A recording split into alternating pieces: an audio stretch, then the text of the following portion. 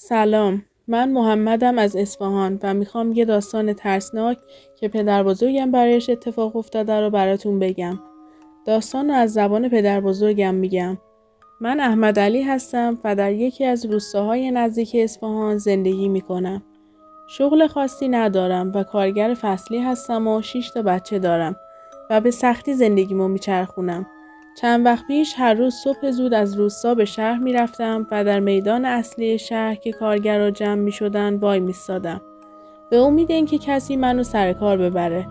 سالها گذشت و من همچنان به سختی خرج خونه رو در می آوردم و تو هفته شاید 2 الی 3 روز سر کار میرفتم. روزی سر میدان ایستاده بودم که دیدم یه ماشین جلوم وایساد. خوب که نگاه کردم دیدم یکی از همولایتی ها به نام حسن است. سوار ماشین شدم و با حسن مشغول حرف زدن. حسن در غسالخانه شهر غسال بود. حرف کار و زندگی شد. وقتی به حسن شرایطم رو گفتم گفت ما یه نگهبان داریم که بازنشسته شده و میخواد بره و به دنبال کسی دیگری میگردیم که دائم تو قبرستان باشه. اتاق هم داره، صبحها کار کنه و نظافت قبر و کندن قبر و شبها هم نگهبانی بده. در اصل 2 تا شغل بود با 2 تا حقوق. چون شرایطم بد بود سریع گفتم منو معرفی کن.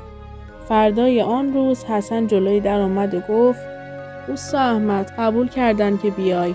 خلاصه بعد از چند روز اسباب کشی کردیم و رفتیم قبرستان. صبحها به کندن قبر و جارو زدن و نظافت مشغول بودم و شبها هم نگهبانی. گذشت چند وقت یه روز سر ظهر مشغول کندن قبر بودم که دیدم جمعیتی دارن میان سمت من. چون کمی اون طرفتر که قبر کنده بودم. جمعیت نزدیک شد و میت را چال کردن. بعد از مراسم همه پراکنده شدن. قبر کندن تمام شد و تصمیم گرفتم به اتاق برم. از قبر اومدم بیرون و راه افتادم که برم. کمی دور شدم صدای ناله کسی به گوشم خورد.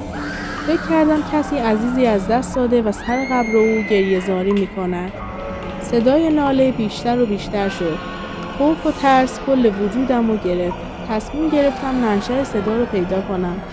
کل قبرستان را گشتم اما کسی نبود. وقتی به طرف قبری که تازه میت دفن شده بود رفتم، صدای ناله و فریاد بیشتر شد. رسیدم بالای سر قبر. پاهام انگاری روی زمین قفل شدم و افتادم زمین. چنان صدا بلندتر شد که انگار داشتم از ترس سکته می کردم. بالاخره به زور بلند شدم و با چند بار زمین خوردن سعی کردم خودم رو به اتاق برسونم. تا چند روز انگار توانی در بدنم نبود. چند روز بعد که بهتر شدم تصمیم گرفتم بفهمم میتی که دفن هست کیه. پرسجو کردم و فهمیدم دختری جوان بوده که تن فروشی می کرده و روزی داشته از خیابون رد می شده که ماشین می زنه بهش و مرگ مغزی میشه. دوستان تو هیچ شرایطی خدا را فراموش نکنیم. حتی به کوچکترین کارش هم شک نکنیم. من مطمئنم که بهشت و جهنم وجود داره. دوستای خوبم امیدوارم از داستان لذت برده باشید. لایک و سابسکرایب یادتون نره. شما هم اگه خواستید اتفاقات و داستان‌های ترسناکتون رو به آیدی تلگرام که در دیسکریپشن هست ارسال کنید.